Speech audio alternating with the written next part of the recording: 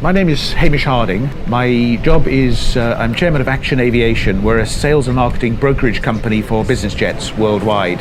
Well, it's been quite a long time since I first heard about this amazing craft. It's something that we came across about 2 years ago. I love adventure. I've been lucky enough to get opportunities in my life to do adventurous things. I've always liked extremes of possibility. It's the challenge of going somewhere that practically nobody else has gone to. The extremes down there are phenomenal.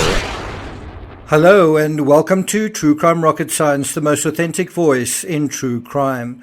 In this analysis, what I want you to do is consider the question of who it was going to take and what it was going to take to cancel that fateful final dive.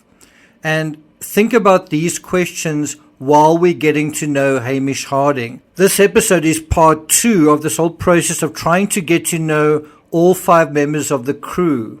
But before we get to that, if you haven't subscribed to the channel, please do. Welcome to the thousands of you who have subscribed. If you're enjoying this episode, please like, share, leave a comment. You can also hit the thanks button and let's get started. So I don't think you can think about Hamish Harding, certainly in terms of this story, without also comparing him to Stockton Rush. So let's do that. Stockton Rush and Hamish Harding were a similar age, the one 61 years old, the other 58 years old, when they perished on OceanGate's Titan submersible. In fact, the British adventurer died just 6 days shy of his 59th birthday. So essentially there was only about a 2-year age difference between them. Now, besides age, both had a similar-ish background, an interest in space with experience in actual aviation and scuba diving. And interestingly, that statement also applies to Victor Vescovo. By the way, he's 57 years old, just a year younger than Hamish Harding was. But coming back to Stockton Rush and Hamish Harding, the two were vastly different in one crucial area. Harding was a successful businessman and pilot, whereas the OceanGate CEO, certainly in 2023, was struggling. Arguably, he was faking it to make it. In Harding's company, admitting that his craft was defective and perhaps more dangerous than he'd been letting on would be losing face to someone he very much wanted to think of as an equal. And I think it would be indirectly losing face to others as well, such as Victor Vescovo. And to get a real sense of what Stockton Rush must have felt he was up against, have a look at the video that I'm going to be posting in the description. It's a video, kind of documentary, showing father and son, Hamish and his son Giles, being part of the Challenger Deep expedition. And you can imagine Stockton Rush looking at that with envious eyes, looking at that jealously and wanting the same kind of endorsement, not only personally and directly, but also via the sort of social media cachet that would have come out of that. And I think cachet is such a great word. It means a state of being respected or admired. It refers to prestige. It refers to status and standing.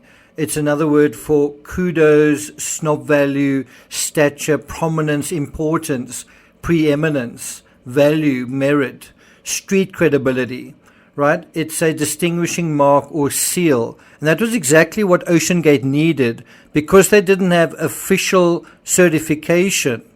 They wanted some kind of cachet. And how could they get it? Well, through a client like Hamish Harding. Cachet. In some ways, Rush and Harding remind me of Scott Fisher and Rob Hall, the respective expedition leaders of Mountain Madness and Adventure Consultants during the 1996 Everest disaster. They were also in a kind of friendly rivalry with one another. Although Harding wasn't the CEO of some other submersible company, he had dived with Triton, OceanGate's biggest rival in the commercial shipping business. If they could get Harding successfully down to the Titanic and safely back up again, they'd score, as I say, tremendous cachet. They would get a lot of kudos in terms of credibility, public relations, a social media bonanza, and clout. It would be something like a backhand compliment they could swing at their legions of critics. saying effectively, if Harding believes in our craft, why can't you? Harding was a big name, and billionaires also have wealthy friends. Life would be a lot easier, Stockton Rush may have thought, if he ended the 2023 season punching Harding's ticket. So you can see Hamish Harding was a powerful incentive for Stockton to override any reservations he might already have. And PH Nargile was also a powerful incentive for Harding to believe the mission glass was half full. Victor has just changed the ball game completely. It's an incredible stress, incredibly hostile environment, and I think it's amazing that that sub can do this again and again now, potentially. That was marketing gold for Victor Vescovo's Triton submersible company 2 years ago. It earned 80,000 views. Stockton Rush had to be thinking, I got to get me some of that. Now let's dig a little deeper into the British billionaire's bio in search of an answer. And so when we go to the Telegraph, we find out that Harding developed a love for space and aviation while watching the Apollo moon landing aged 5. And I must say, this whole thing where he brings his son along, and also just his attitude when he's on the ship and submersible, you kind of get a sense of childlike, someone who's almost having a second childhood, and also boys and their toys kind of thing. And although he gained his pilot's license early on, like Stockton, before founding his international aircraft brokerage company in 2004, he made his name in business. And again, Stockton did the same. In Hamish's case, with the London-based software products and services company Logica, becoming managing director of its subsidiaries in Saudi Arabia and then India. According to the article in the Telegraph, a 2000 profile in the Times of India, it observed of Harding that speed gives him a high as nothing else does. Aviation, skydiving and scuba diving keep him living on the edge, and there's no other way he would have it. Harding's done 400 jumps all over the world. About 12 years before that, another newspaper reported that he and 4 skydiving friends traveled to Poland. It was then a communist country, and they jumped off almost every aircraft the Polish military possessed.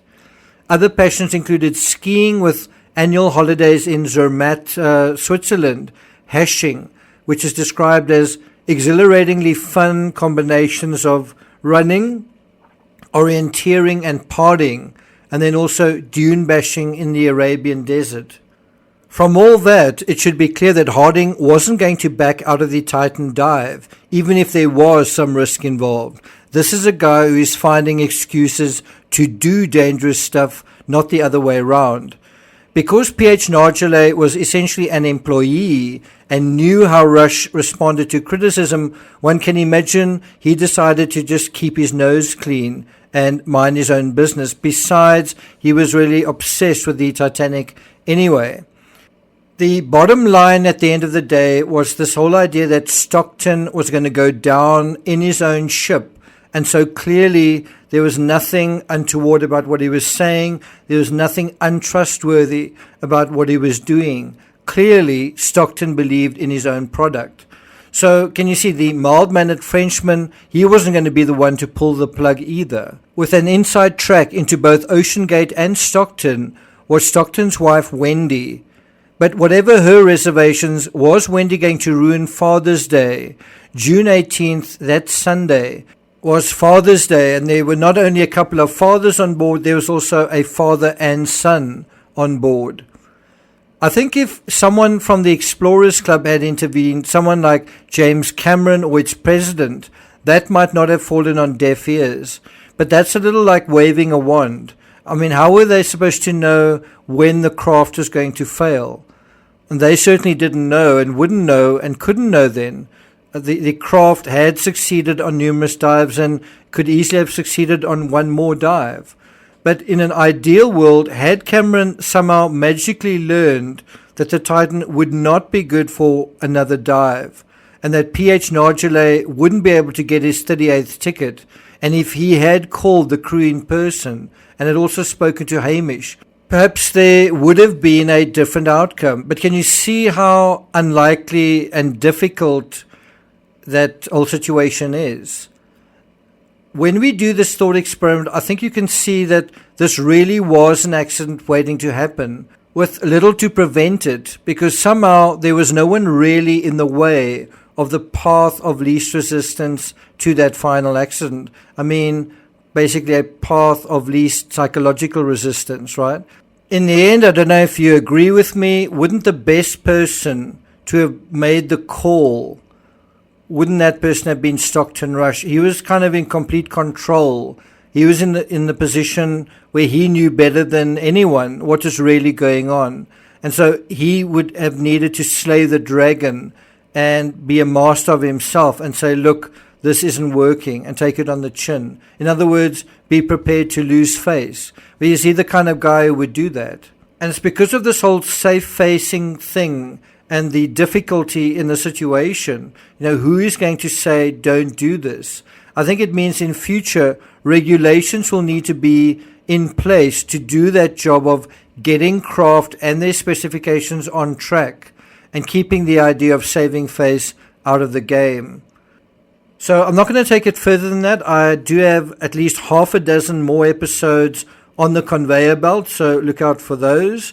Also, if you are completely new to my channel and you know nothing about my true crime analysis, you might want to just try out a video on the Rex Hauerman saga, the suspected Long Island serial killer that has just been apprehended. That is all playing out in real time right now. The analysis is also all in real time right now. That'll just give you a taste of what this whole the true crime aspect to True Crime Rocket Science is all about. Thank you for listening. Enjoy the rest of your weekend, and I'll see you guys next time.